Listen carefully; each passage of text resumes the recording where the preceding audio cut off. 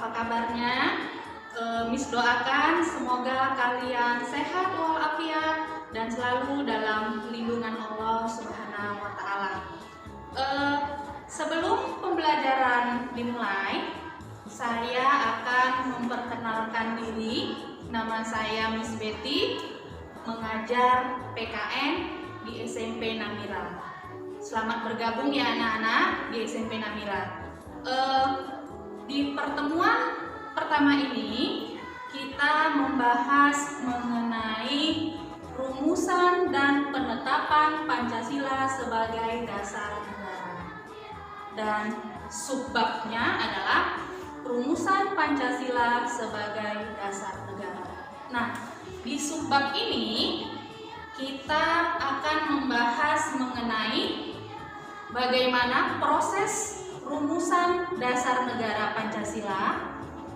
Yang kedua, siapa-siapa sajakah tokoh-tokoh rumusan dasar negara? Yang ketiga, kapan Pancasila dirumuskan sebagai dasar negara? Namun, di pertemuan kali ini kita hanya membahas nomor satu saja, yaitu bagaimana proses rumusan dasar negara Pancasila. Nah, Pancasila tidak lahir begitu saja, tetapi melalui proses yang sangat panjang, ya, yang diawali dengan pembentukan BPUPKI. Masih ingat apa itu kepanjangan dari BPUPKI? Iya, BPUPKI adalah Badan Penyelidik Usaha-Usaha Persiapan Kemerdekaan Indonesia. Ya. Kemudian dalam bahasa Jepangnya BPUPKI itu adalah Dokuritsu Jumbi Kosakai.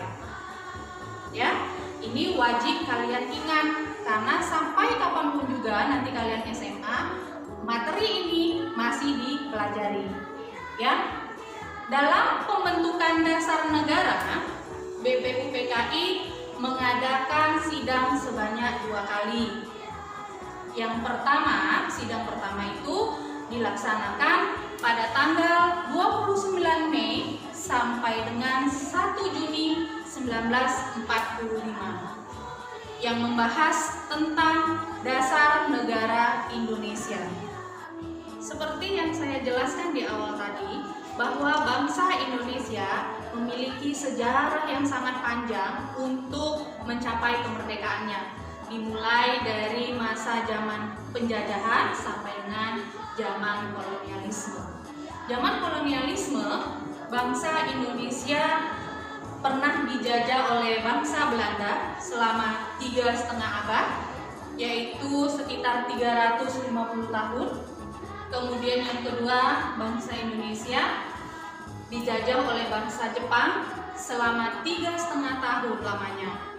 Nah, di sini akan saya tambahkan sedikit bahwa Jepang yang menjajah bangsa Indonesia selama 3,5 tahun dan Belanda selama 3,5 abad, tetapi sakitnya sama.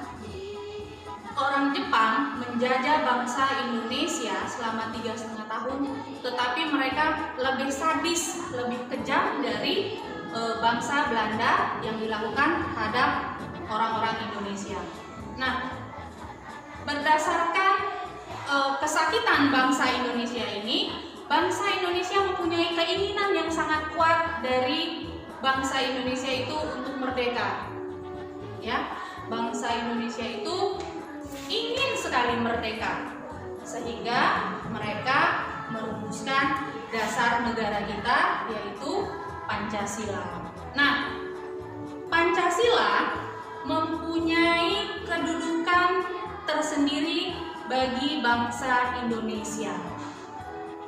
Kedudukan Pancasila di hati orang-orang Indonesia itu sangat tinggi, ya. Selain sebagai dasar negara, Pancasila juga sebagai dasar penyelenggaraan ketatanegaraan yang mencakup semua aspek kehidupan, yaitu kehidupan bermasyarakat, berbangsa, dan bernegara.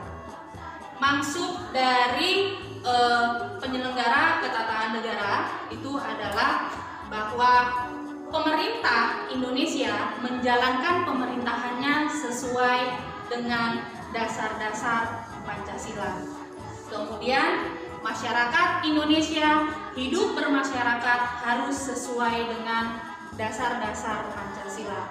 Kemudian orang-orang Indonesia hidup berbangsa, berdampingan dengan negara lain, itu juga semua berdasarkan Pancasila. Nah, sampai di sini penjelasan dari saya.